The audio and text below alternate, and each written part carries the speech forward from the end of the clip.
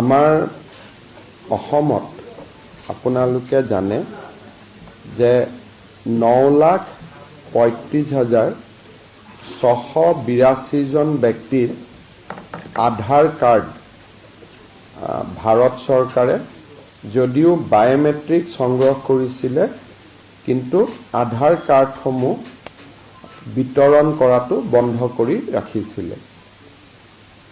এই লোকসকল সেই লোকসকল আছিল যিসকলে ফেব্ৰুৱাৰী 2019 পৰা আগষ্ট 2024 এই সময়ছোৱাৰ ভিতৰত এনআৰচি বা আধাৰ কেন্দ্ৰসমূহত বায়োমেট্ৰিক দিবৰ বাবে তেওঁলোকে সেই কেন্দ্ৰসমূহলৈ গৈছিলে। যোৱা কিছুদিন ধৰি এই লোকসকলে 9,38,865 গৰাকী যি লোক আছে তেওঁলোকে বিভিন্ন সময়ত অসম চৰকাৰৰ ওচৰত অভিযোগ কৰি আহিছিলে যে আধাৰ কাৰ্ড বন্ধ হৈ থকাৰ বাবে তেওঁলোকে স্কলাৰশ্বিপ, ৰেচন কাৰ্ড, বিভিন্ন ধৰণৰ চৰকাৰী সুবিধাৰ পৰা বঞ্চিত হৈ আহিছে। আৰু এই ব্যক্তিসকলৰ ভিতৰত বহুবিলাক এনেকুৱা ব্যক্তি আছে যিবিলাক ব্যক্তিৰ এনআৰচিৰ লগত কোনো সম্বন্ধ নাছিলে, তেওঁলোকে মাত্ৰ সেই সময়ছোৱাত আধাৰ কাৰ্ডৰ বাবে বায়োমেট্ৰিক দিবৰ বাবে গৈছিলে। অৰ্থাৎ এই আধাৰ কাৰ্ড আৰু এনআৰচিৰ কোনো প্ৰত্যক্ষ সম্পৰ্ক নাছিলে। সম্পৰ্ক ইমানেই আছিলে যে সেই 4 মাহৰ সময়ছোৱাৰ ভিতৰত তেওঁলোকে বায়োমেট্ৰিক দিবৰ বাবে এনআৰচি বা আধাৰ সেৱা কেন্দ্ৰসমূহলৈ গৈছিলে আৰু তেতিয়া এনআৰচি আৰু আধাৰ সেৱা কেন্দ্ৰ একেটাই আছিলে, দুটা পৃথক পৃথক নাছিলে। এই বিষয়টোৰ ওপৰত অধ্যয়ন কৰিবলৈ আমি এখন কেবিনেট সাব কমিটি গঠন কৰিছিলোঁ। কেবিনেট সাব কমিটিখনে অসমৰ প্ৰায়বোৰ সদৌ অসম ছাত্ৰ সন্থাকে ধৰি সংগঠনসমূহৰ লগত আলাপ আলোচনা কৰিছিলে আৰু তেখেতসকলেও এটা ঐক্যমতত উপস্থিত হৈছিলে যে এনআৰচি আৰু আধাৰ কাৰ্ডৰ কোনো প্ৰত্যক্ষ সম্বন্ধ নাই আৰু সেইকাৰণে আধাৰ কাৰ্ডসমূহ যদি ভাৰত চৰকাৰে বিতৰণ কৰে তেতিয়াহ'লে কাৰো আপত্তি নাথাকিব। এই বিষয়টো আমি কেবিনেটলৈকে লৈ 19/7/2024 এটা ফৰ্মেল প্ৰপ'জেল দিওঁ যে এই 9,35,682 জন ব্যক্তিৰ আধাৰ কাৰ্ডসমূহ মুকলি কৰি দিব লাগে।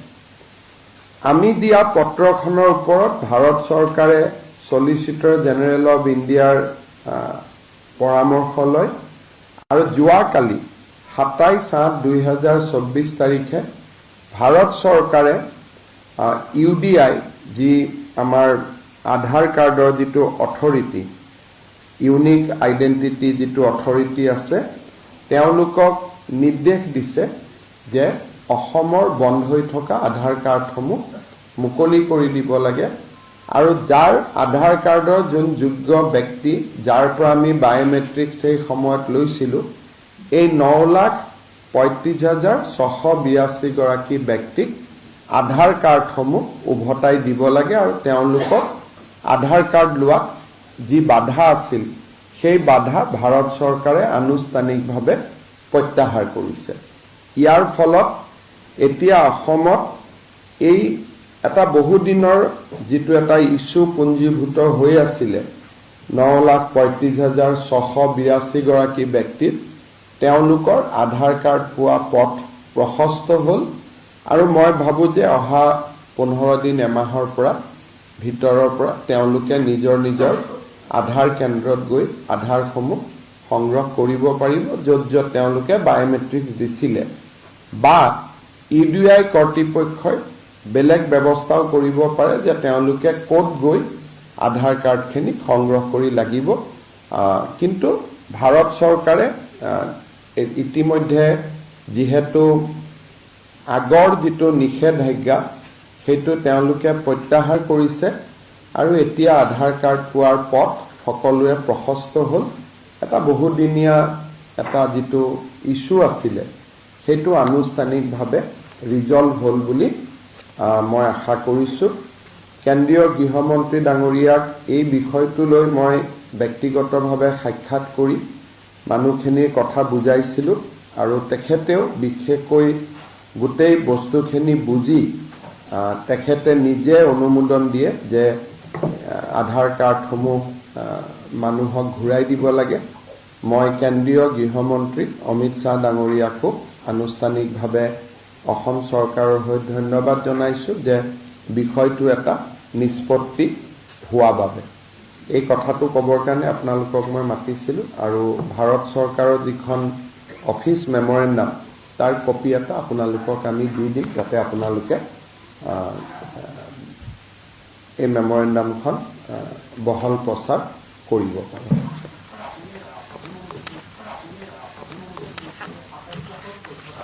২৭ লাখ বুলি আমাৰো ধাৰণা আছিলে। পিছত যেতিয়া আমি আলাপ আলোচনা কৰিলোঁ তেতিয়া আমি গম পালোঁ যে সংখ্যাটো ২৭ লাখ নহয়, ৯,৩৫,৬৮২।